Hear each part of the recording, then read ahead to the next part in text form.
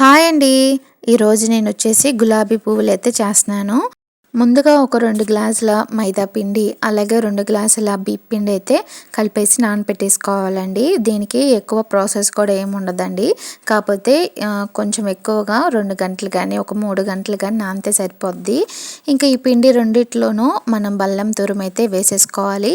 బెల్లం అయితే వేసుకోవచ్చు, లేదు అనుకుంటే కనుక పంచదార అయినా వేసుకోవచ్చండి. ఇంక నేనైతే బెల్లం అయితే వేసాను. ఇంక ఇది కొంచెం వేసేసి కొంచెం లైట్గా సాల్ట్ కూడా వేసేసి మొత్తం కలుపుకోవాలండి. అలాగే 2 ఇలాచీలు కూడా వేసేసుకోండి ఫ్లేవర్ కోసం. దీంట్లో కొంచెం గుడ్లు కూడా వేసుకోవచ్చు. వేయాలనుకున్న వాళ్ళైతే వేయచ్చండి. దీంట్లో వేయకపోయినా పర్వాలేదు. నేనైతే ఫుల్ వీడియో వచ్చేసి నా ఛానల్లో ఉంది. దాంట్లో వచ్చేసి నేను ఎగ్స్ అయితే వేయలేదు. ఇప్పుడు మళ్ళీ సెకండ్ టైం అయితే చేస్తున్నానండి షార్ట్ వీడియోలో. దీంట్లో అయితే నేను ఎగ్స్ అయితే వేసాను. దానికి దీనికి డిఫరెంట్ ఏంటంటే అది ఊరకనే మెత్తగా అయిపోయినాయండి. ఈ మాత్రం చాలా గట్టిగా చాలా బాగున్నాయి. క్రంచీగా ఉన్నాయండి. మీరు కూడా ట్రై చేయండి.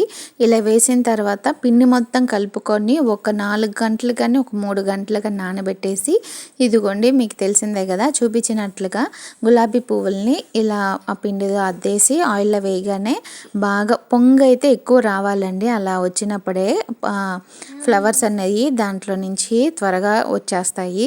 లేదు అంటుకొని రావట్లేదు అనుకుంటే కనుక ఏదైనా స్టిక్స్ కానీ, ఏదైనా స్పూన్ కానీ ఉన్నా ఇలా తీసేసుకుంటే అవి అయితే త్వరగా వచ్చేస్తాయండి. చూసారు కదా గులాబీ పువ్వులు అయితే ఎంత బాగా వచ్చినాయో, నాకైతే చాలా బాగా నచ్చినాయండి. ఇంక నుంచి నేనైతే ఎగ్స్ వేసే చేస్తానండి. ఎగ్ వేసి చేస్తే కనుక చాలా బాగున్నాయండి. మీరు కూడా ఖచ్చితంగా ట్రై చేయండి. ఈ గులాబీ పువ్వులు వచ్చి నేను మా అత్తయ్య కోసం అని చేస్తానండి.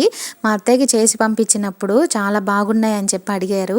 అందుకని చెప్పి ఇంకొకసారి కూడా చేసి మా అత్తయ్యకి అయితే పంపించాను. మా అత్తయ్యకి కూడా చాలా బాగా నచ్చినాయి.